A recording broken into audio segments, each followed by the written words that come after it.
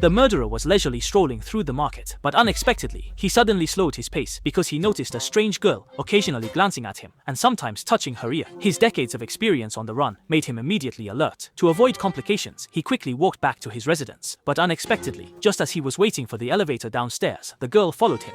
This made the murderer instantly tense up. In his view, this was no longer a coincidence, but a confirmation of being followed. So he quietly put his hand into his pocket, gripping the folding knife he carried. And when getting on the elevator, he deliberately stood behind the girl, ready to strike first in this surveillance-free elevator. However, at this critical moment, the girl's father, Long Shu, happened to arrive. What are you doing? Are you afraid I won't listen? What? Secretly dating? Did you know you were found out?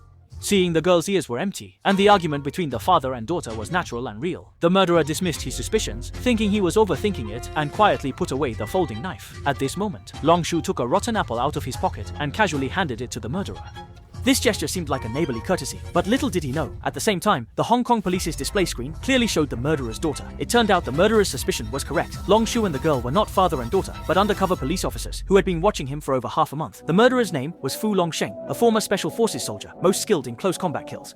In his early years, he lived by robbing and killing. To expand his criminal network, he chose to go into hiding more than 20 years ago. Using the money he had illegally stolen before, he gradually adopted many children and trained them as his successors, using special forces training methods. In the blink of an eye, more than 20 years have passed, and the children have all grown up, each possessing extraordinary skills. Some are experts in combat and assassination, some have mastered top-level hacking techniques, some are adept at disguise, and others, even more remarkably, can switch genders at will. In this way, Fu Longsheng led them in committing crimes everywhere, always managing to outsmart the police. And until this day, Fu Longsheng set his sights on a $500 million cryptocurrency. To get this money, he took all the children, disguised as office workers, and boldly went to the financial company that held the digital currency keys to carry out the robbery.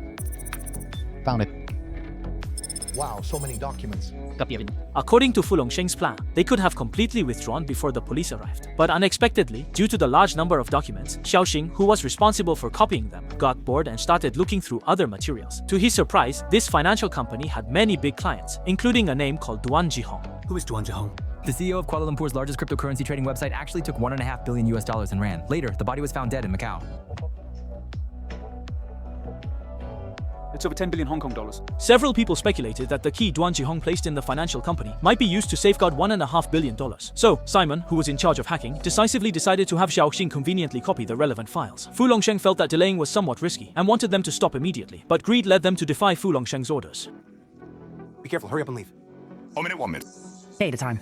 At the same time, they succeeded. The police also arrived and sealed off the entire building. Although Xiaoxing and the others encountered the police, their skills were beyond imagination. With Simon manipulating and altering the surveillance footage from behind, they quickly disrupted the police's pursuit rhythm and ultimately escaped from the 100-meter high building, successfully evading capture. Simon was thrilled. In his view, this adventure not only wasn't wrong, but also proved his judgment. He couldn't wait to boast to his brother Hope.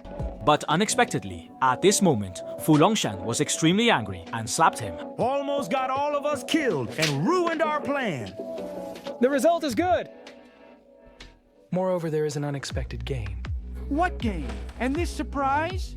For so many years, Fu Longsheng had never been exposed, but because of the two's unauthorized actions, he was forced to face the police. This made him so angry that he couldn't help but lash out at Xiaoxing. The elder brother, Shi Wang, felt a mix of emotions seeing his younger brother being hit, but just as he was about to step forward to intervene, Simon held Fu Longsheng back first.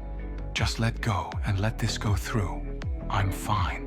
Fu Longsheng's double entendre instantly shattered the confidence Simon had just built up. He realized Fu Longsheng was truly angry, so he quickly apologized. But unexpectedly, the next second, Fu Longsheng lost control and took out a folding knife to teach him a lesson. Fortunately, Xiaoxing stepped in just in time, allowing Simon to escape unscathed. Seeing the situation deteriorate, Hope quickly went forward to hold Fu Longsheng, but was forced into a corner by him. Don't bother me. Hope did not respond, just held onto the corner of the wall, struggling to control his emotions. Fortunately, at the critical moment, the others arrived in time to mediate, pulling Fu Longsheng away from the scene. However, although the conflict had subsided, from this moment on, an irreparable rift appeared between Fu Longsheng and these children he had raised himself.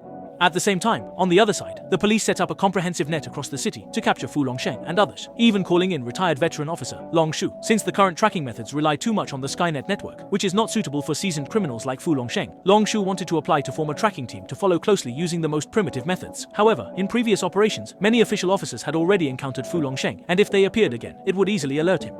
Therefore, after weighing the options, Long Shu had to select a few interns from the police station with the most ordinary demeanor and the lowest presence to temporarily form a tracking team. What he didn't expect was the practical ability of these intern officers.